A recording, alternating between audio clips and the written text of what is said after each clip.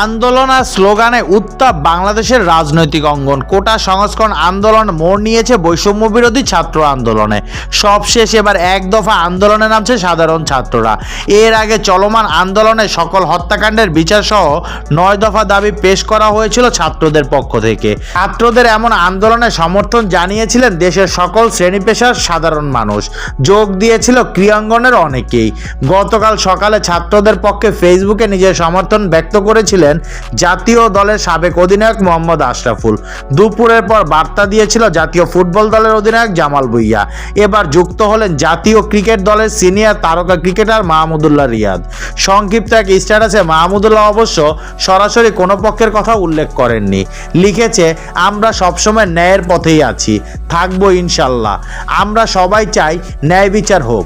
দিন শেষে দেশটা আমাদের সবারই। আল্লাহ অবশ্যই ন্যায় বিচারক।